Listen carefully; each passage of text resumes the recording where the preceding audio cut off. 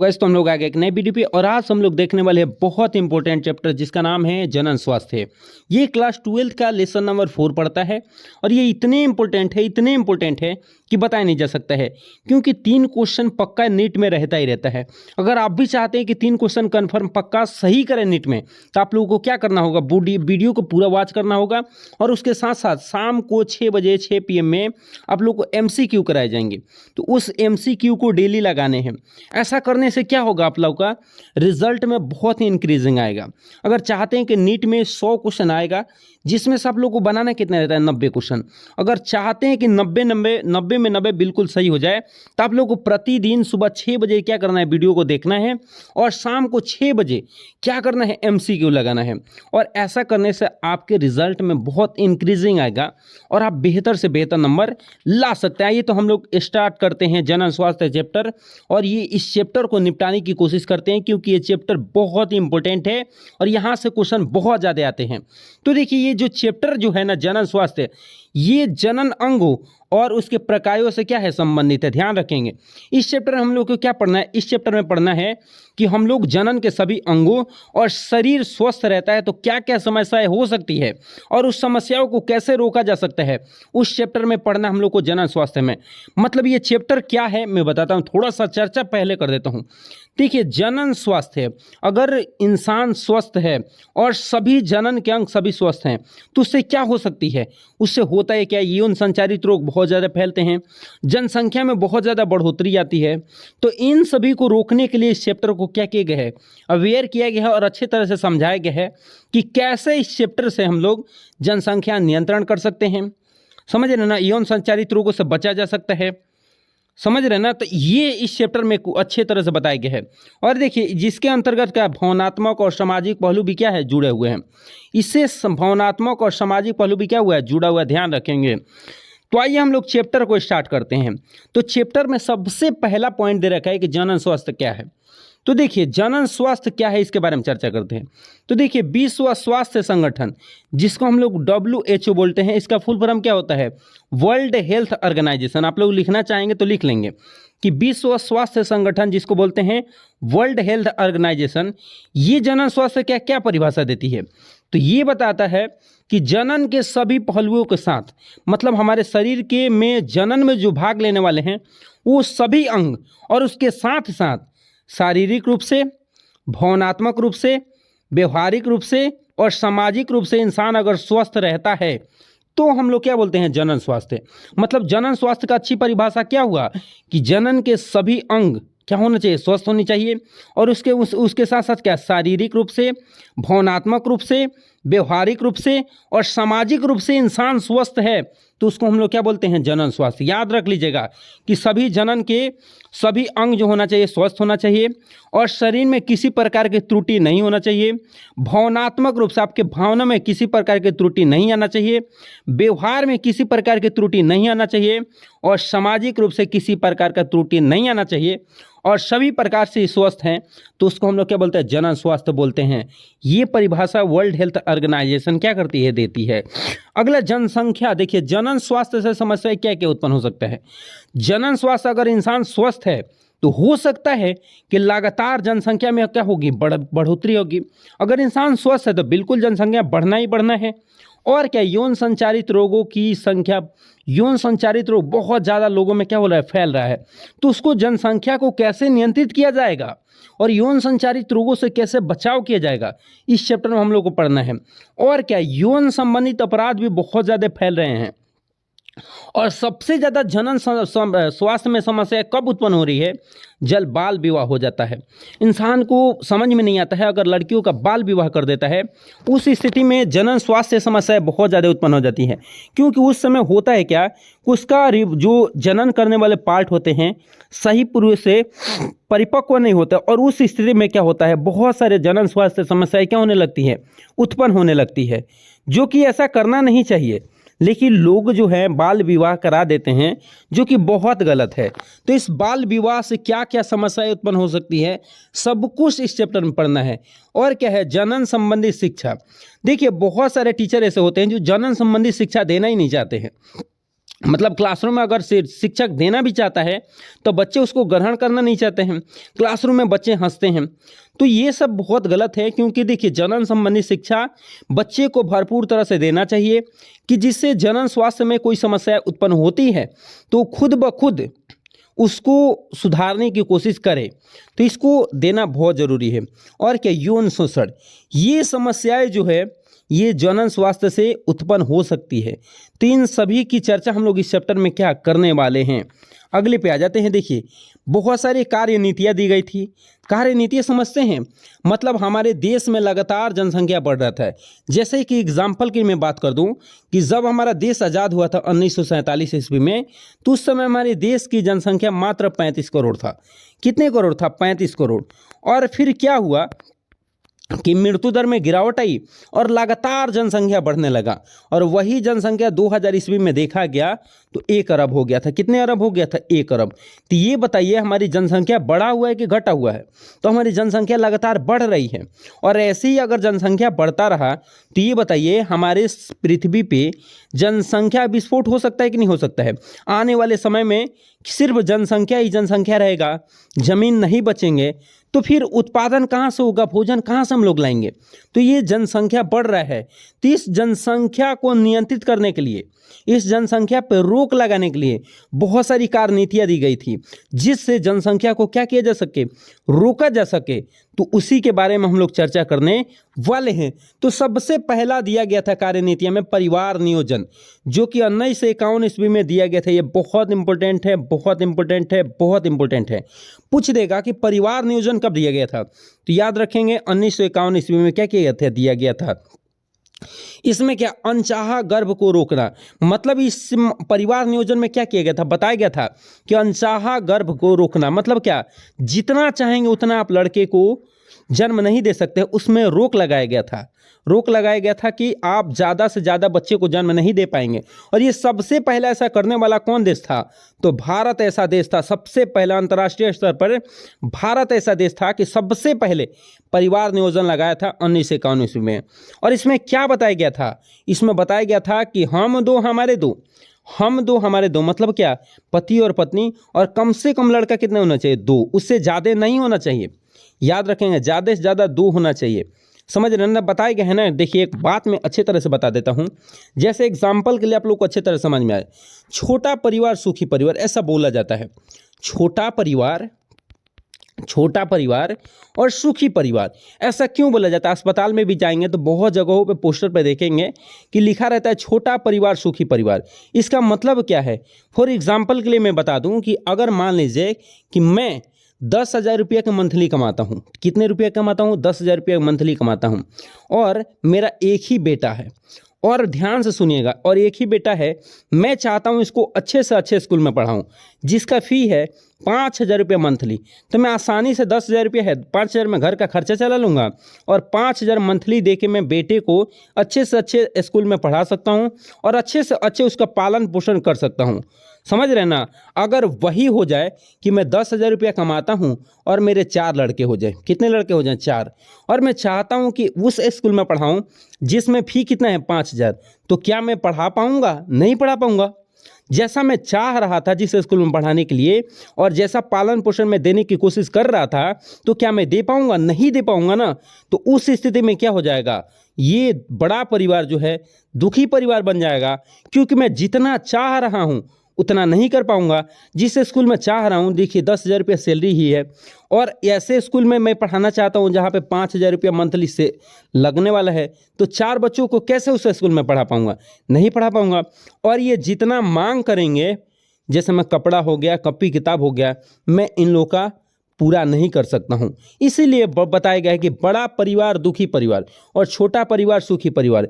जितना छोटा परिवार रहेगा, अच्छे तरह से पालन पोषण भी उसका कर सकते हैं, और अच्छे से अच्छे उसको स्कूल में पढ़ा के शिक्षा भी दे सकते हैं, जिससे क्या हो जाएगा? बहुत ही खुशहाल परिवार बनेगा, और जैसा हम अपने बेटे को चाहते हैं वैसा बनेगा। तो ये ध्यान रखना चाहिए कि छोटा परिवार सुखी परिवार। इंसान को हमेशा सोचना चाहिए कि छोटा परिवार रहे, बड़ा परिवार दुखी परिवार होता है, याद रखेंगे। तो वही इस परिवार नियोजन में क्या किया गया था? अनचाहा गर्भ को रोका गया था, और वांटेड बर्थ को जन्म देना, जैसे हम दो हमारे दो, उससे ज़्यादा नहीं होना चाहिए। हम दो हमारे दो होना चाहिए, सबसे पहले भारत ने लगाया था। और गर्भधारण के मध्य अंतराल का नियमन होना चाहिए। कहने का मतलब क्या है, यहाँ पे देखिए, गर्भधारण के मध्य अंतराल का नियमन होना चाहिए। इसका मतलब क्या है, देखिए मान के चलिए कि कोई लड़का हो गया और लड़का होने के पश्चात 1 साल का अगर शिशु हुआ ही है, कितने साल का, 1 साल का, तब तक फिर से कोई माता को गर्भ धारण कर दिया गया। तो ऐसा स्थिति में क्या होता है कि लड़के 1 साल छोटे बड़े रहते हैं, जिससे होता क्या है कि माता को पालन पोषण करने में क्या होने लगती है, दिक्कत होने लगती है। तो ऐसा करना चाहिए कि कम से कम 2 या 3 साल का गैप देना चाहिए। गैप समझते हैं, अगर एक बच्चा जो है जन्म ले लेता है तो कम से कम 2-3 साल गैप देना ही देना चाहिए, जिससे क्या होगा, उससे बहुत ही जनसंख्या बढ़ोतरी में निदान मिलेगा। तो कम से कम गैप देना चाहिए। ये किसका उद्देश्य था, ये उद्देश्य परिवार नियोजन का। और क्या, परिवार में बच्चों की संख्या निर्धारित करना होगा। कि परिवार में बच्चों की संख्या निर्धारित करने का मतलब क्या है कि निर्धारित करना होगा कि कम से कम कितना।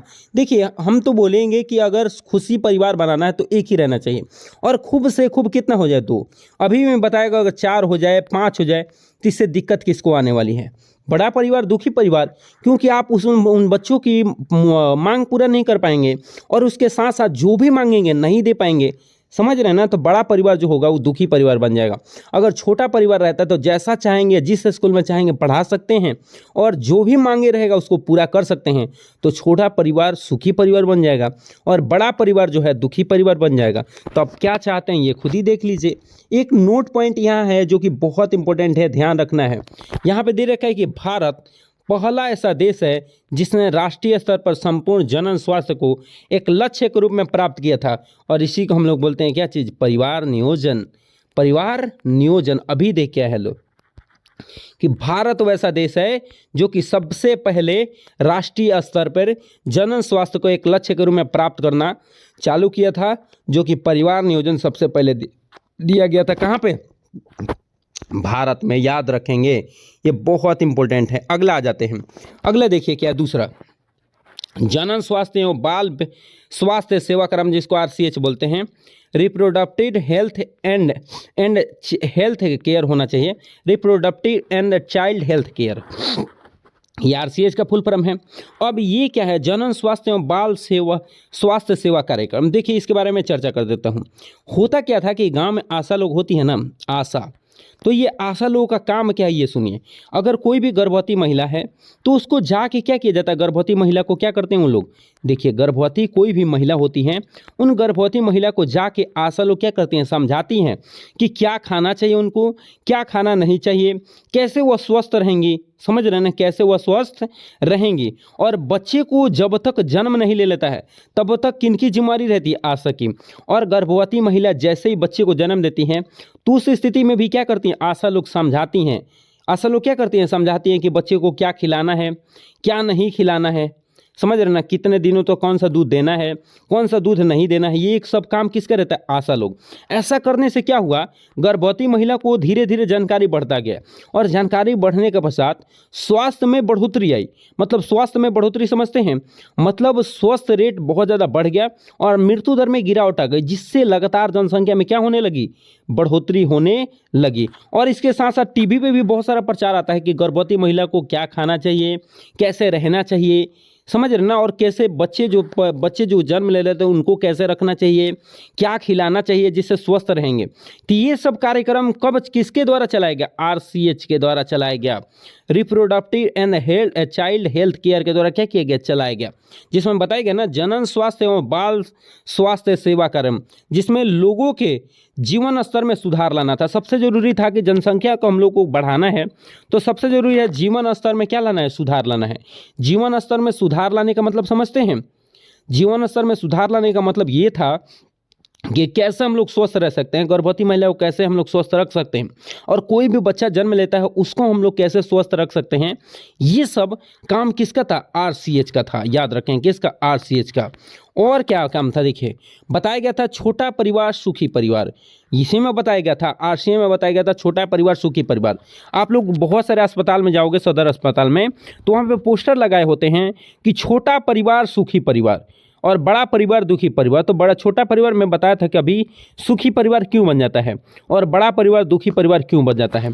और 1970 में किया गया था, एक नारा दिया गया था जिसका नाम था 2 या 3 बस। मतलब क्या, हम 2 हमारे 2 या 3 होने चाहिए, हम 2 हमारे 2 या 3 होने चाहिए। लेकिन आज का जनरेशन में क्या हो गया है कि हम 2 हमारा 11 गो 12 गो, हम 2 हमारे 12 गो। तो ऐसा होना नहीं चाहिए कि हम 2 हमारे 12 गो। ऐसा नारा होना चाहिए कि हम 2 हमारे 1 होना चाहिए, जिससे परिवार क्या रहेगा, सुखी रहेगा। ऐसा नहीं कर लीजिए कि हम 2 हमारे 12 गो, ये सब गलत है। और उसके बाद से 1980 में नारा क्या गया था, हम 2 हमारे 2। ये नारा परफेक्ट था कि हम 2 हमारे 2, उससे ज़्यादा होना नहीं चाहिए। कि हम 2 हैं तो कम से कम हमारे लड़के लड़कियां कितने होना चाहिए, 2 होनी चाहिए। उससे ज़्यादा अगर करते हैं तो परिवार सुखी नहीं रहेगा। अगले पे आ जाते हैं। अगले देखिए, कार्यनीतियाँ जो है, बहुत सारे कार्यनीतियाँ गया था जिसमें परिवार नियोजन दिया गया था, RCH दिया गया था, और जनन संबंधी जानकारियाँ प्रदान करना कि जनन से संबंधित क्या क्या जानकारियाँ है। ये जरूरी है कि सब कुछ क्या करना, शेयर करना। कोई भी जनन संबंधी समस्याएं को, जानकारी को जानेगा तभी ना किसी प्रकार की समस्या होगा तो डॉक्टर से सलाह लेगा या कुछ भी। अगर इसके बारे में किसी प्रकार की कोई जानकारी नहीं रहती है तो जिससे बहुत सारे दिक्कतें बढ़ जाती है। तो इसके बारे में जानकारी देना बहुत ही क्या है, जरूरी है। और क्या आप लोगों को और क्या, यौन शिक्षा बहुत ज़रूरी है कि यौन संचारित रोग जो फैल रहे हैं उनकी शिक्षा जरूर देनी चाहिए। और क्या, विवाह योग्य आयु तय करनी होगी। विवाह योग्य आयु तय करनी होगी मतलब क्या, फिक्स करना होगा कि कितने वर्ष की लड़की होगी। मैं अभी बता देता हूं कि 18 वर्ष की लड़की होनी चाहिए और 21 वर्ष का क्या होना चाहिए, लड़का होना चाहिए। ये जरूरी है कि विवाह योग्य आयु तय करना। बाल विवाह करते हैं तो बहुत सारे जनन समस्या उत्पन्न हो सकती हैं। और क्या, अगला जो है एमिनोसिंथेसिस पे रोक। एमिनोसिंथेसिस क्या करता है, ये लिंग का जांच कर लेता है। क्या कर लेता है, लिंग का क्या कर लेता है, जांच कर लेता है। और लिंग का पता लग जाने के पश्चात क्या होता है, जिसे पता लग जाता है कि नर है कि मादा है, जो घर में पल रहा है वो क्या है, नर है या मादा। तो बहुत सारे लोग भेदभाव करते हैं और भेदभाव करने के पश्चात क्या है, नर को ज़्यादा महत्व दिया जाता है और मादा को कम महत्व दिया जाता है। जिससे क्या होता है, मादा का क्या करा जाता है, MTP, मतलब जो भी अगर मादा जो है घर में पल रही है तो उसके लिए करा दिया जाता है MTP, medical termination of pregnancy, सकबरता का चिकित्सीय समापन। कहने का मतलब ये है कि अगर जो है, आप लोग को देखिए, यही मैं बता देता हूँ, यहीं से देखिए, एमिनोसिंथेसिस या इसी को हम लोग क्या बोलते हैं, उलवेधन। ये क्या करता है, देखिए, भ्रूण के चारों ओर, मतलब जो भी गर्भ में भ्रूण पल रहा है गर्भाशय में, उसके चारों ओर एमिनियोटिक द्रव जो है भ्रूण के कोशिकाओं में मिलती है। एमिनियोटिक द्रव जो उसमें मिलता है उसके भ्रूण के चारों ओर, उसके कोशिका में, जिसके विश्लेषण से हम लोग क्या कर सकते हैं, लिंग का पता लगा सकते हैं। लिंग का मतलब, कहने का मतलब, पता लगा सकते हैं कि नर है या मादा है। और इससे फायदे क्या होंगे ये समझिए। नर और मादा पता कर लिया गया कि नर है या मादा है, तो लोग ज़्यादा महत्व इसकी देते हैं, नर का, और इसका महत्व बहुत कम देते हैं। मादा का महत्व बहुत कम देते हैं और नर का महत्व बहुत ज़्यादा देते हैं। ऐसी स्थिति में क्या होता है बताते हैं हम। ऐसी स्थिति में क्या करा जाता है, MTP करा दिया जाता है। अगर पता लग गया कि घर में कौन पल रही है, मादा पल रही है, तो उसके लिए MTP करा जाता है। MTP मतलब होता है क्या, मेडिकल टर्मिनेशन ऑफ प्रेगनेंसी। और मेडिकल टर्मिनेशन ऑफ प्रेगनेंसी जो है करा दिया जाता है, जिसको हिंदी में बोलते हैं सकबरता का चिकित्सीय समापन। और सकबरता का चिकित्सीय समापन करा देने से ऐसा क्या होता है कि, मतलब सफैया का नाम सुनते हैं कि सफैया करा दिया जाता है, सफैया करा दिया जाता है, जो कि ये बहुत गलत बात है। तो इस पे एमिनोसिंथेसिस पे आपको रोक लगना चाहिए कि नहीं लगना चाहिए। एमिनोसिंथेसिस पे क्या लगना चाहिए, रोक लगना ही लगना चाहिए, जिससे पता न लगे किसी को कि नर है कि मादा है। क्योंकि देखिए, हर कोई इंसान ही है और दोनों का आज सबसे ज़्यादा आगे कौन है, मैं बता दूं, आज के क्षेत्र में सबसे ज़्यादा कोई आगे है तो है मादा, नर नहीं है। आजकल सबसे ज़्यादा पीछे जा रहे हैं वो है नर। आज सबसे ज़्यादा जो है आगे बढ़ने वाली कौन है, मादा है। समझ रहे हैं, तो ऐसा नहीं करना चाहिए। एमिनोसिंथेसिस पे रोक लगना चाहिए, जिससे नर और मादा की पता नहीं लगे और ये भ्रूण हत्या बहुत कम हो। ऐसा होना नहीं चाहिए, समझ रहे ना। और क्या किया जाता है, लिंग का पता लगाया जाता है और आनुवंशिक रोग का पता लगाया जाता है, जिसमें Down syndrome, haemophilia, sickle cell anaemia, बहुत सारे और भी बीमारी हैं। टर्नर सिंड्रोम है, क्लाइनफिल्टर सिंड्रोम, बहुत सारे ऐसे हैं जिससे हम लोग क्या कर सकते हैं, आप लोग को एमिनो सिंथेसिस के द्वारा क्या कर सकते हैं, हम लोग जांच कर सकते हैं, पता लगा सकते हैं। तो आप लोग को याद रखना, अनुवंशिक रोग का पता लगा सकते हैं और लिंग का भी पता लगा सकते हैं। किसके द्वारा? इल वेधन द्वारा, एमिनो सिंथेसिस प्रक्रिया द्वारा, जो कि बहुत इंपॉर्टेंट है। अगले पे आ जाते हैं। अगला देखिए, ये भी बहुत बहुत बहुत बेहतरीन है। जनसंख्या विस्फोट और जन्म नियंत्रण क्या है?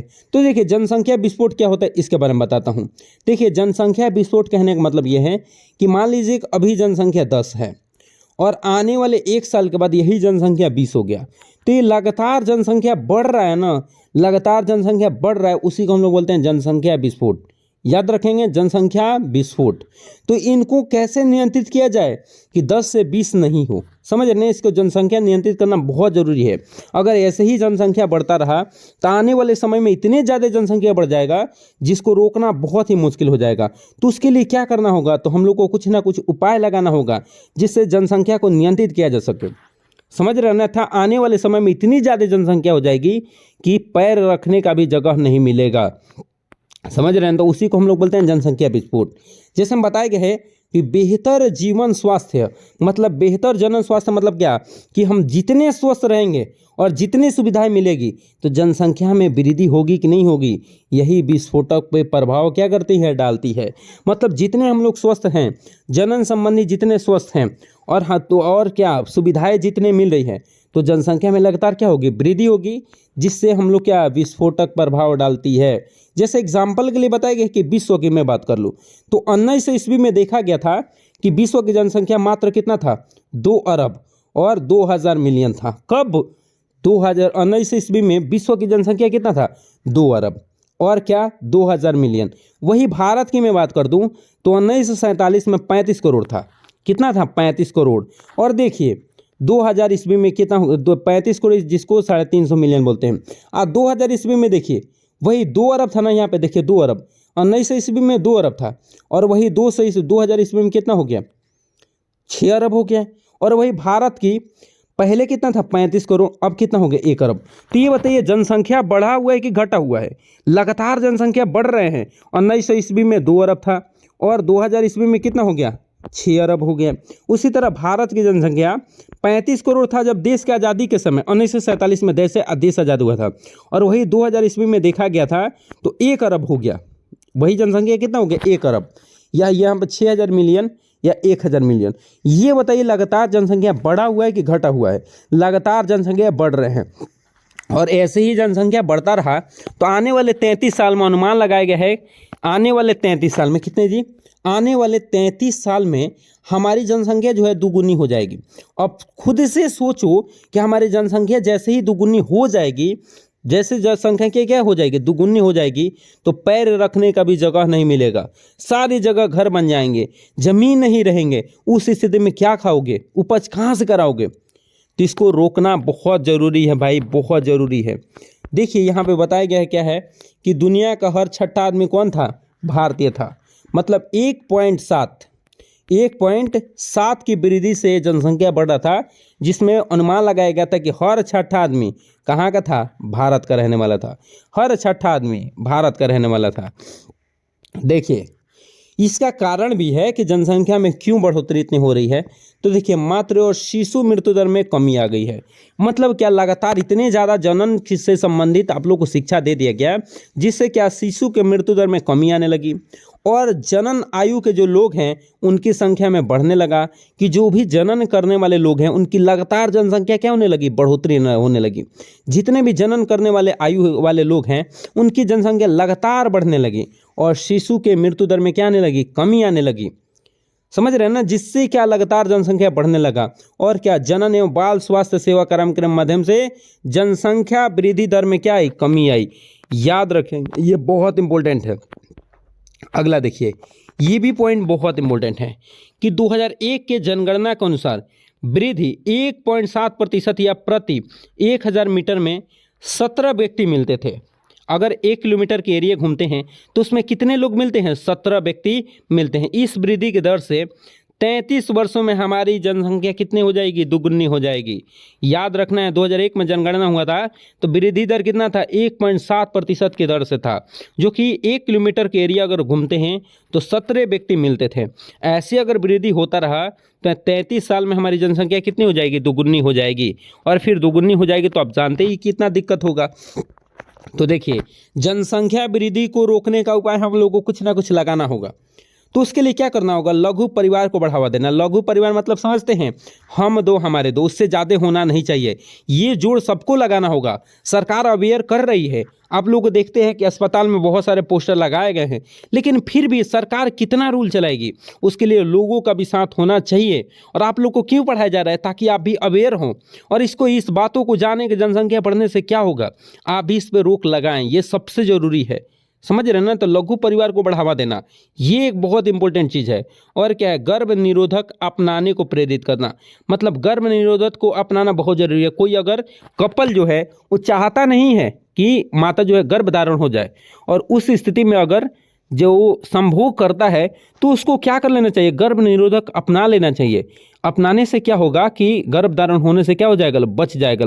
अगर नहीं चाहता है तो ऐसी सुविधा रखना चाहिए। अन्यथा इंसान नहीं चाहते हुए भी कोई गर्भ धारण हो जाता है, तो उसको रोकने के लिए गर्भ निरोधक का उपयोग करना ही करना चाहिए। और क्या नारा ये लगाना चाहिए कि हम दो हमारे दो। ये नारा लगना ही चाहिए कि हम दो हमारे दो से ज़्यादा होना नहीं चाहिए। और विवाह योग्य आयु तय होना चाहिए। स्त्री का होना चाहिए 18 वर्ष और पुरुष का कितना होना चाहिए? 21 वर्ष। समझ रहे हैं? और शिक्षा को बढ़ावा देना बहुत ज़रूरी है। आप पढ़ रहे हो तो आप लोग को समझ में आ रहा है ना कि क्यों जनसंख्या बढ़ रहा है, और जनसंख्या को रोकना बहुत ज़रूरी है। और नहीं रोकेंगे तो क्या होगा? पढ़ रहे तो जान रहे हैं ना? तो इस सबको अगर शिक्षा दिया जाए कि जनसंख्या बढ़ेगा तो क्या होगा, तो इस पर रोक लगाने के लिए सब लोग क्या होंगे? प्रेरित होंगे। तो ये बहुत ज़रूरी है। अगला आ जाते हैं, देखिए अगला है कि बहुत सारे शहरी जोड़े दंपतियों ने नारा अपनाया था कि हम दो हमारे एक होना चाहिए। ये बहुत सारे शहरी जितने भी बिजनेसमैन थे उन्होंने एक नारा अपना लिया था कि हम दो हमारे एक ही होना चाहिए। समझ रहे ना? उसके बाद ये हम लोग यहाँ से पढ़ने वाले हैं, जो कि अगले लेक्चर में देखेंगे, जन्म नियंत्रण तकनीक। और यहाँ से बहुत इंपॉर्टेंट है। ये सब जितने भी मैं बता रहा हूँ ये सब कुछ इंपॉर्टेंट बता रहा हूँ। आप लोग एक एक करके समझते हुए चलिएगा। और डेली शाम को 6 बजे MCQ लगाना मत भूलिएगा, जो कि शाम 6 बजे मैं डेली MCQ का वीडियो लाऊंगा और बहुत इंपॉर्टेंट वीडियो लाऊंगा। जो कि आप बेहतरीन से बेहतरीन नंबर लाना चाहते हैं तो एकदम वीडियो से जुड़ ही जाइएगा। तो मिलते हैं लोग कल इसी के साथ अगले वीडियो में। तब तक लिए जय हिंद।